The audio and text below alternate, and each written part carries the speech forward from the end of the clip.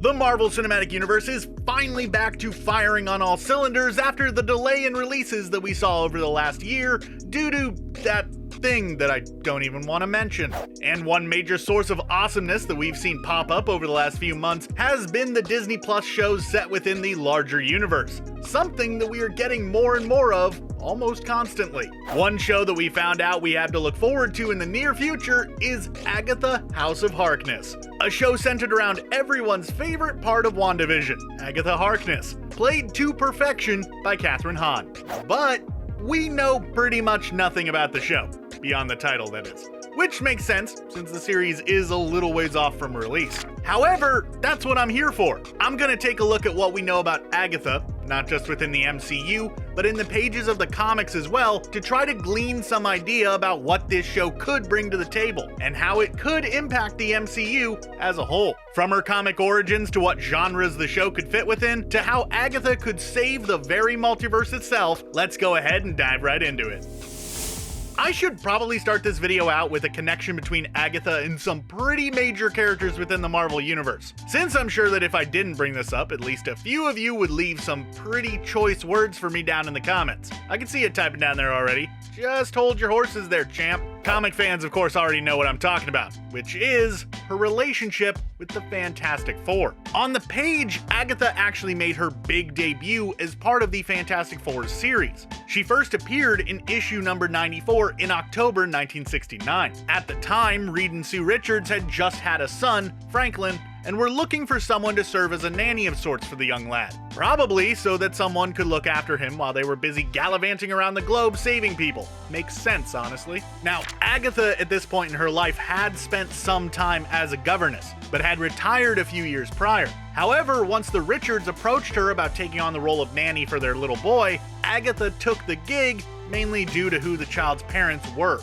And it's worth pointing out here that the Richards didn't have any idea that she was some kind of all-powerful witch at the time. They kind of figured she was just a kick-ass nanny. However, she pretty quickly proved quite the contrary. Due to a sort of strange and borderline convoluted set of events, the Fantastic Four soon found themselves trapped by the Frightful Four, who are kind of like an evil version of the team. Kind of, sort of, not really, but just go with me here. Seeing the team in danger, Agatha stepped up and faced down the evildoers. Obviously, they underestimated her, which, I mean, if you were a supervillain and an old lady stepped up to you, you'd probably not think anything of it either. However, she pretty quickly took them out, thanks in part to her cat Ebony, who helped out as well. That's pretty cool, but despite kicking just all of the butts, somehow she managed to keep the fact that she had mystical powers from the Fantastic Four, who didn't find out that she was an ancient spellcaster until quite a while later. And she went on to become a pretty close friend to the team.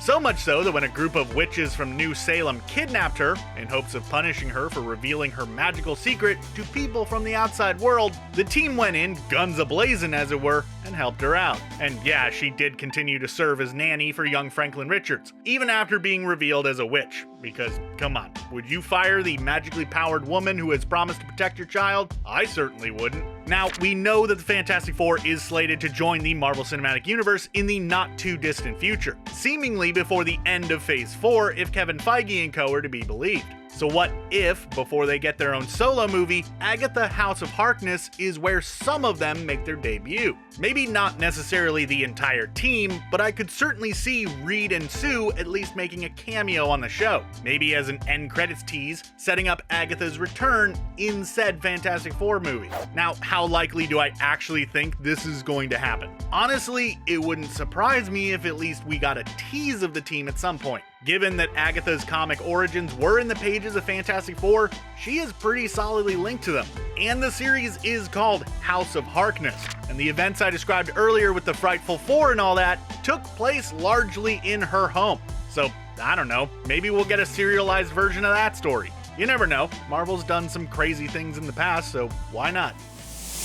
Something fun about all of the Disney Plus Marvel shows is that they have a lot more freedom to play with the MCU formula than the theatrically released entries. At least that's what we've sort of inferred from what we've seen so far. They have been surprisingly experimental so far, with WandaVision giving us sort of what an MCU-based sitcom might look like, and What If going straight up animated. So who's to say that Agatha House of Harkness isn't going to do some interesting things on its own? Maybe even play in some new genres that we wouldn't expect to see within the MCU otherwise. But what kinds of genres or ideas would fit with what we know of the show so far? Well, since we basically only have the title, the sky's the limit, but I should probably keep things limited to what we know about the title character at the very least. First up is one that I personally really want to see. A show built around horror. Back when Doctor Strange in the Multiverse of Madness was first announced, word started spreading among fans that the movie might just be the first MCU-based horror movie.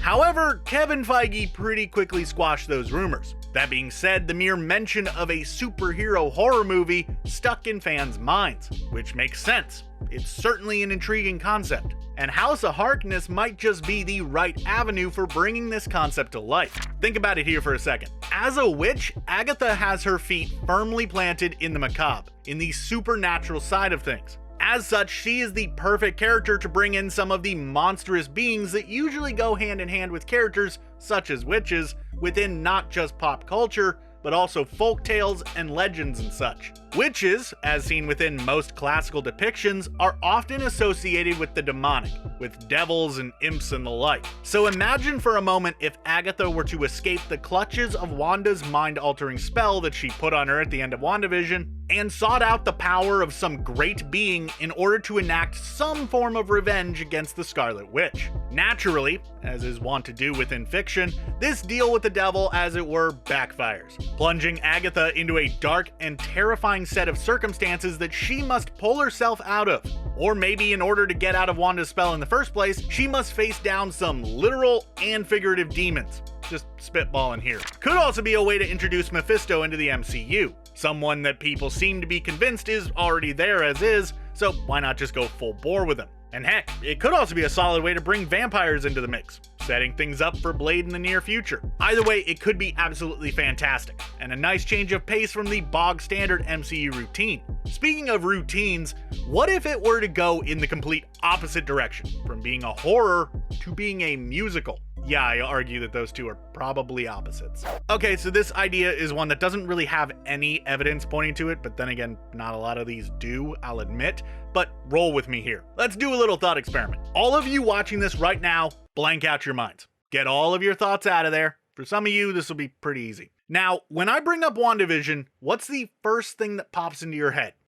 It's been Agatha all along. That's right, I am willing to bet that the first thing a lot of, if not the majority of you thought of, was a musical number. Which makes sense in fairness, it is a bop. But what if Marvel were to look at the popularity of that song when the episode came out and decide to steer into it hard, making the series based around the character from that song into a full-blown musical? It's not the craziest idea out there if I'm being honest. Here's how I'd say it goes down. With Agatha under the control of Wanda's spell, maybe the show should shift to Agatha, or rather Agnes's, point of view as she makes her way through life in modern Westview. And since her subconscious mind is probably aware that things are not right, she starts to see things in terms of a musical. Songs, dances, the whole shebang. As she starts to put things together and ultimately break Wanda's holdover. Would play really well with the idea of House of Harkness being a sort of pseudo-sequel series to WandaVision. Whereas that show told a story through the lenses of different eras of television sitcoms, House of Harkness could explore different genres of musicals. Maybe one episode would be your classic Broadway musical, something akin to Rent or West Side Story. Then the next shifts to a rock opera, then the following one jumps to something a little bit more classically operatic,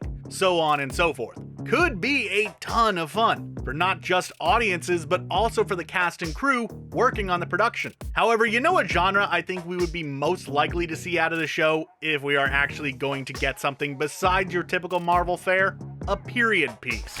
Agatha as a character has a ton of backstory that is ripe for exploration. Her comic counterpart is ancient, being old enough to recall life circa 500 years before the sinking of Atlantis. So there is a lot that can be done with her past. However, if I had to venture a guess, if we're going to see anything from her past, it'll be something to do with the Salem witch trials. Back in the 17th century, Firestar, a member of the X-Men, traveled back in time and found herself in a bit of a conundrum. See, because of her mutant ability, some of the Puritan members of the city of Salem, Massachusetts, thought that she was a witch, understandably.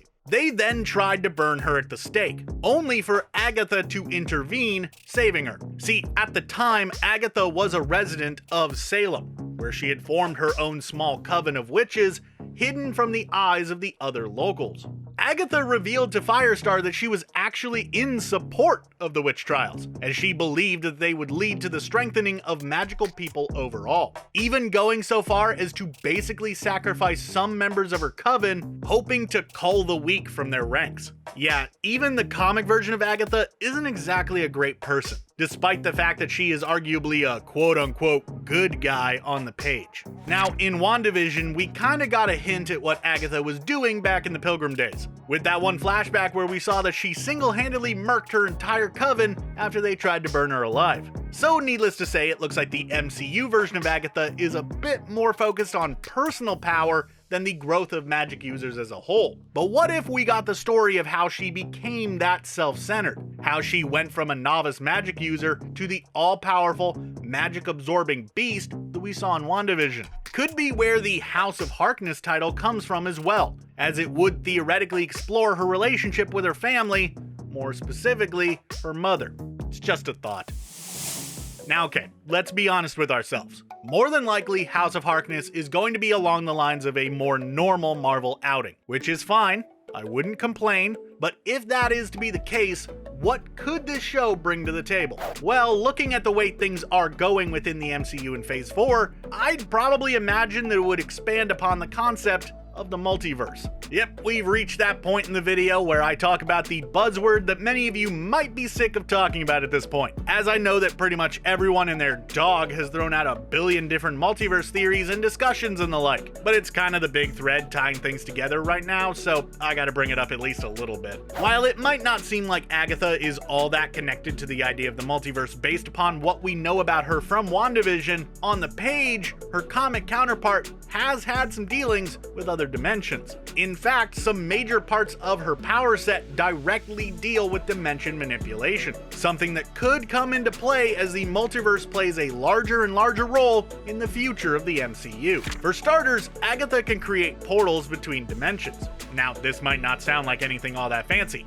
We've seen that sorcerers like Doctor Strange can do this kind of thing. However, she is able to do way more than just travel to different Earths. She can straight up change their very shape. Agatha has shown that she is capable of some fairly complex dimensional manipulation. For example, she has on at least one occasion transported the entire town of New Salem between dimensions. So assuming that she doesn't play a major role within Multiverse of Madness, which is seeming more and more likely the more we learn about the plot of that movie, what could she do within her show that would impact the multiverse? Well, honestly, I think the answer lies with that town that I just mentioned, New Salem. For those of you who don't know what that is, New Salem is a secret town completely inhabited by witches, warlocks, wizards, and other magic-based creatures, hidden away in Colorado. It was founded by Agatha sometime after the end of the Salem witch trials, as Firestar had convinced her to take her coven somewhere else, away from the Puritans who sought to destroy them, rather than her original plan of weeding out the weak by letting them get turned to ash. As a bastion of magical power, this place is home to Salem 7,